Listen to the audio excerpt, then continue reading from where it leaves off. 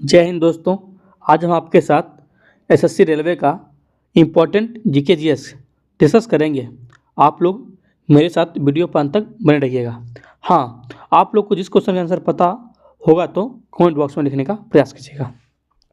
चलिए, पहला प्रश्न है, मानव शरीर के किस भाग में उंगली उपस्थित होते हैं? इसका आंसर क्या हो जाएगा? इसका आंसर हो जाएगा छोटी आंत।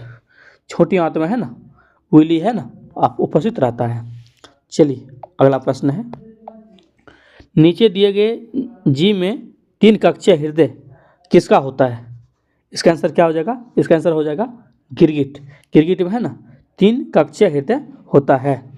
चलिए, अगला प्रश्न है, सॉफ्ट ड्रिंक में मुख्यतः कौन सा अम्ल पाया जाता है? इसका आंसर क्या हो जाएगा? कार्बोनिक अम्ल पाया जाता है। सॉफ्ट ड्रिंक में है ना कार्बोनिक अम्ल पाया जाता है। चलिए, अगला प्रश्न है, प्रकाश किरणें का घन माध्यम में मुड़ना क्या कहलाता है? प्रकाश किरणें का घन माध्यम में मुड़ना क्या कहलाता है? इसका आंसर क्या हो जाएगा? रिफ्रैक्शन हो जाएगा, माने अपवर्तित हो जाएगा। चलिए, अगला प्रश्न है, प्लांट फोटोसिंथेसिस पर माने प्रकाश संश्लेषण में कौन सी ऊर्जा प्रयोग होती है? इसका आंसर क्या हो जाएगा? इसका आंसर हो जाएगा लाइट। प्रकाश संश्लेषण में है ना रोशनी का क्या है प्रयोग होता है। चलिए, अगला प्रश्न है, द्रव्यमान का संरक्षण किस नियम से संबंध है? द्रव्यमान का संरक्षण किस नियम से संबंध है? इसका आंसर क्या हो जाएगा? Law of conservation of mass. इसका आंसर क्या हो जाएगा? Law of conservation of mass क्या है? द्रव्यमान का संरक्षण के नियम से संबंधित है। चलिए, अगला प्रश्न है, न्यूटन का तीसरा नियम क्या है? न्यूटन का तीसरा नियम क्या है? इसका आंसर क्या हो जाएगा? इसका आंसर हो जाएगा, हर क्रिया की एक समान और विपरीत प्रतिक्रिया होती है, उस क्या है न्यूटन का तीसरा नियम कहते हैं। चलिए, अगला प्रश्न है, चलिए, कोशिकांग जो केवल पशु कोशिकाओं में पाया जाता है, इसका आंसर क्या हो जाएगा? इसका आंसर हो जाएगा सेंट्रोसोम। सेंट्रोसोम है ना केवल पशु कोशिकाओं में है ना पाया जाता है सेंट्रोसोम। चलिए, अगला प्रश्न है, चांद पर वस्तु का भार 60 न्यूटन है, पृथ्वी पर इसका भार क्या होगा? आपको पता होना चाहिए क्या है, 1/6 होता है चांद पर वजन पृथ्वी की तुलना में। इसका आंसर क्या हो जाएगा?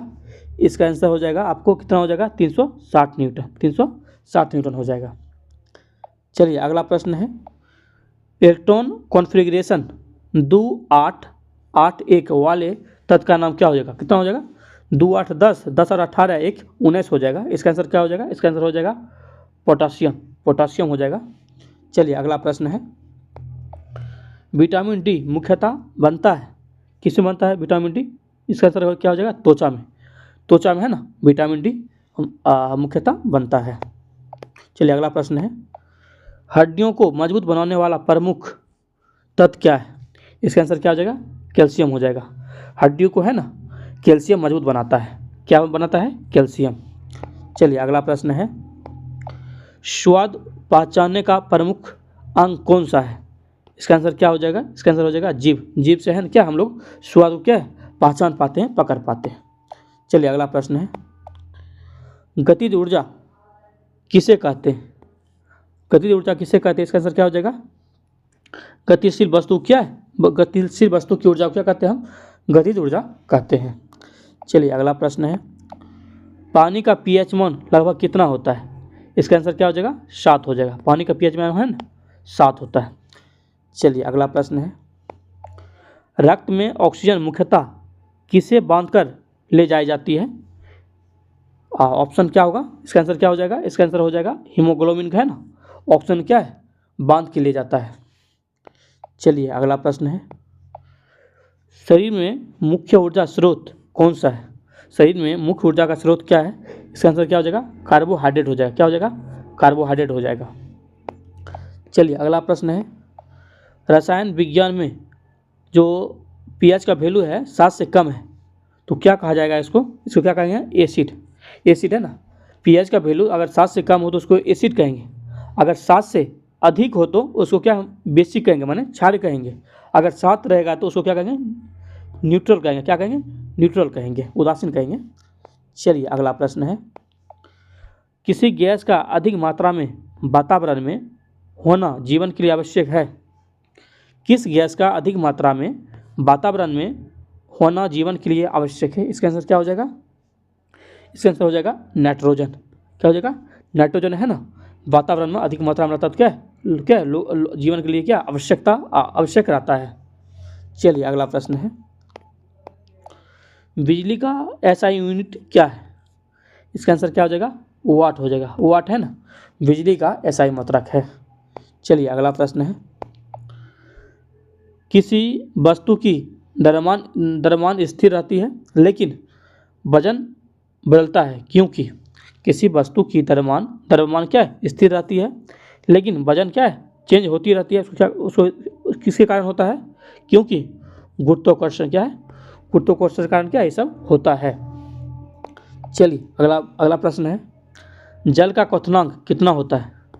लगभग कितना होता है, कितना हो जाएगा, 100 सेल्सियस। क्या है, 100 डिग्री सेल्सियस होता है जल का क्वथनांक। अगला प्रश्न है, आँखों की रोशनी के लिए कौन सी विटामिन आवश्यक है?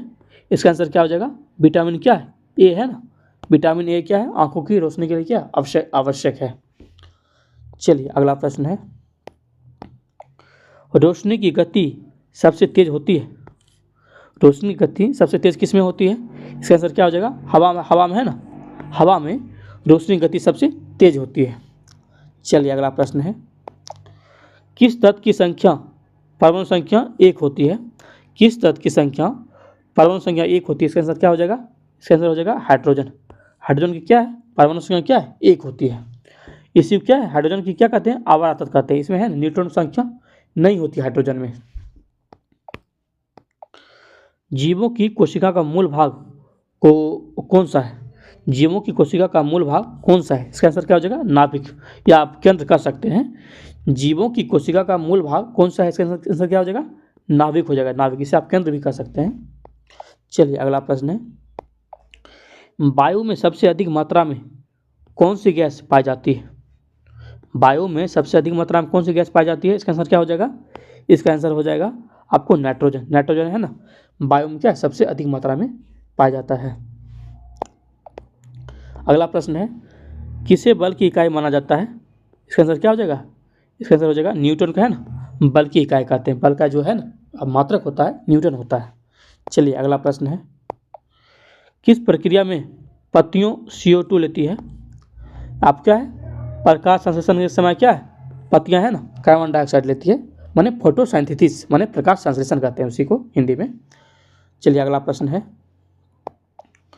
मानव रक्त में कितनी प्रकार की कोशिकाएं होती है? इसका आंसर क्या हो जाएगा, 3 प्रकार क्या है मानव रक्त में होता है, RBC होती है, WBC और क्या प्लेटलेट्स होती है।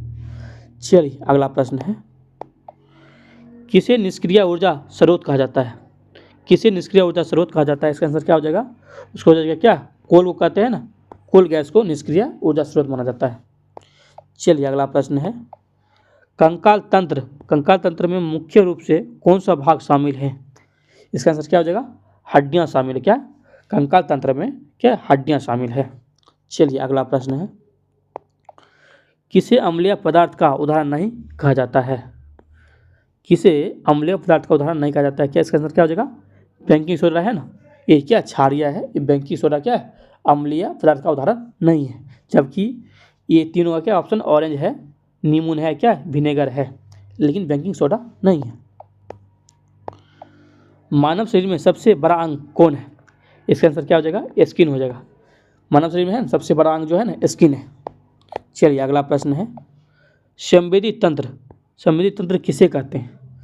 संवेदी तंत्र क्या है, नर्वस सिस्टम को क्या है संवेदी तंत्र कहते हैं।